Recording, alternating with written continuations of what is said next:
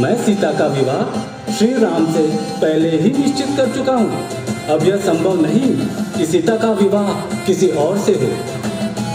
राम? कौन है ये राम?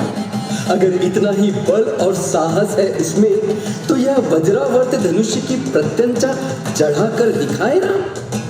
तभी तो मैं मानूं कि सीता मेरे पुत्र भामंडल की नहीं हो सकती। क्या ये वज्रावर्त धनुष्य?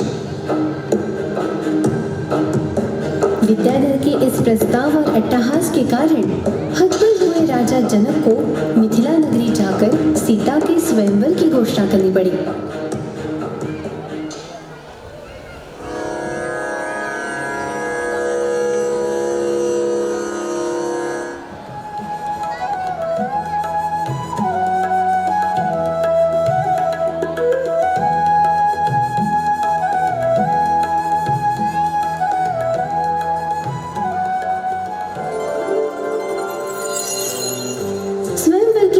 सुनते ही दूर दूर के जगत के शूरवीर योद्धा राजा अपनी योग्यता सिद्ध करने मिथिला में पहुंचे और श्री राम भी अपने भाइयों के साथ पहुंचे स्वयंवर में।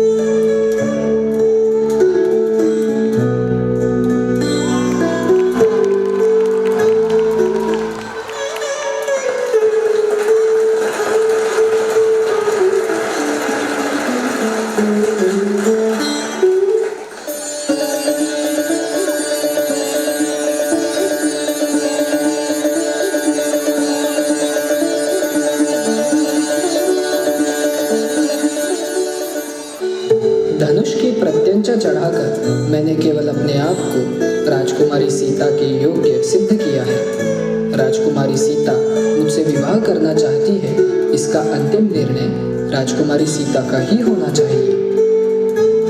हर स्त्री के मन में अपने होने वाले पति की जैसे कामना और छवि होती है, ठीक वैसे ही है मेरे राम जी। हे कौशल्यानंदन राम, आप मुझे पति के रूप में स्वीकार है।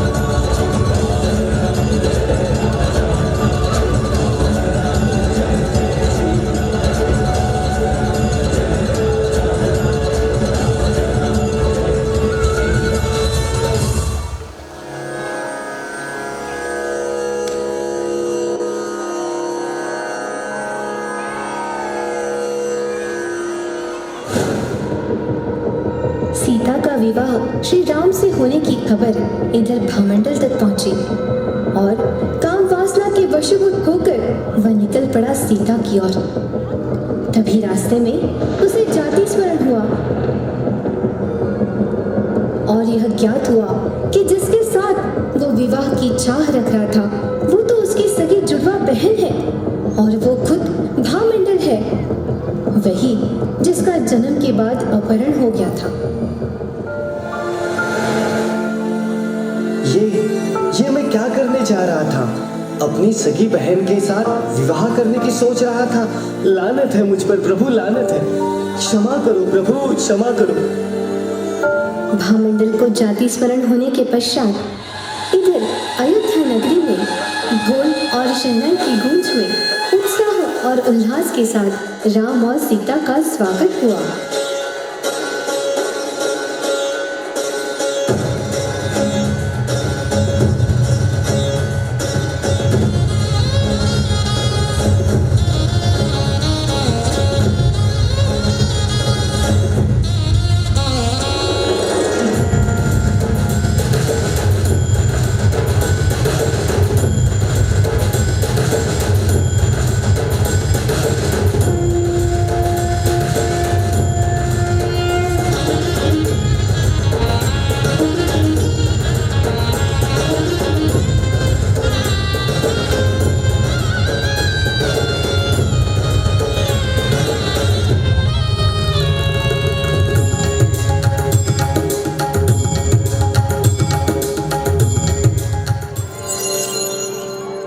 महाराज दशरथ की जय हो, महाराज दशरथ की जय हो। अयोध्या नरेश राजा दशरथ की जय हो, अयोध्या नरेश राजा दशरथ की जय हो। मुझे लगता है कि अयोध्या को उसका योग्य उत्तराधिकारी मिल गया है। मैं श्री राम को अपना राज्य सौंपना चाहता हूँ, इसीलिए पुत्र राम के राज्याभिषेक की मैं घोषणा करता हूँ और राम का राज्याभिषेक होते ही मैं संसार का त्याग कर जैनेश्वरी दीक्षा लेकर मोक्ष मार्ग का स्वीकार करूँगा। पिताश्री, मैं भी आपके साथ दीक्षा लेकर मोक्ष मार्ग पर चलकर अपना कल्याण करूंगा। भरत, ये तुम क्या कह रहे हो? नहीं भरत, नहीं, ऐसा मत करो। स्वामी, आप भी रुक जाइए। नहीं कैकेयी, अब हमें मत रोकना। अपने पति और पुत्र के इस निर्णय से माँ कैकेयी का मन उदास हो गया और अपने पुत्र भरत को संसार का त्याग करने से रोकने के लिए माँ कैकेयी ने महाराज दशरथ के सामने एक इच्छा व्यक्त की। महाराज दशरथ, भरत को इस संसार का त्याग करने से रोकने के लिए मेरे पास एक उपाय है। बोलो कैकेयी, कैसा उपाय? महाराज, आप राम को इस राज्य का उत्तराधिकारी न बनाते हुए मेरे पुत्र भरत का राज्याभिषेक कराए। राज्य का उत्तरदायित्व निभाने के लिए भरत भी तो योग्य है। ये क्या कह रही हो कैकेयी? राम को राजा ना बनाते हुए भरत का राज्याभिषेक? ये नहीं हो सकता कैकेयी। क्यों नहीं हो सकता? क्या भरत आपका पुत्र नहीं है? क्या वो अयोध्या का राजा बनने योग्य नहीं है? परंतु कैकेयी। परंतु और कुछ नहीं महाराज, आपको भरत को ही राजा बनाना होगा। आपको याद है ना महाराज, जब इस राज्य से भेष बदलकर आप कौतुक मंगल आए और हमारे स्वयंवर के बाद जो युद्ध हुआ उसमें मेरी युद्ध नीति देखकर आप प्रसन्न हुए और मुझे एक वर मांगने को कहा था, परंतु मैंने वो वर आपके पास धरोहर के रूप में रखा था। हाँ कैकेयी, याद है। तो महाराज, आज उसी वर के रूप में ये कैकेयी आपसे मांगती है कि मेरे पुत्र भरत को ही राज्य दिया जाए।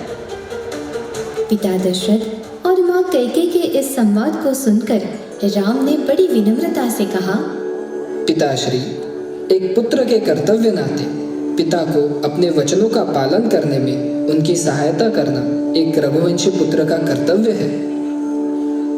बड़े भाई के होते हुए भरत का राजा बनना प्रजा को मंजूर नहीं होगा, इसलिए मैं स्वयं ही अयोध्या राज्य से बाहर दक्षिण में वनवास जाऊंगा, ताकि आपके वचन का भी पालन हो और इस राज्य को भरत जैसा योग्य राजा भी मिले। अगर ऐसा ही है तो मैं भी अपने बड़े भ्राता राम के साथ उनकी छाया बनकर वनवास जाऊंगा। और मैं भी आपके साथ चलूंगी स्वामी।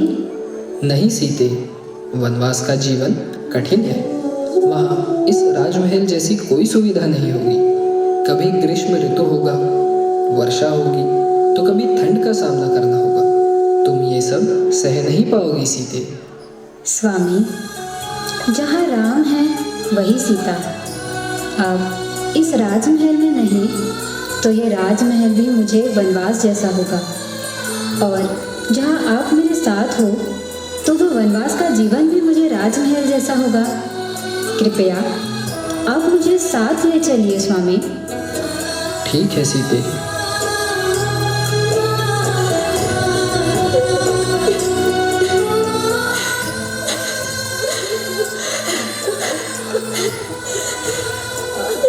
राम, कोई रोक ले मेरे राम को। शांत हो जाओ कौशल्या दीदी, मेरा लक्ष्मण भी तो जा रहा है।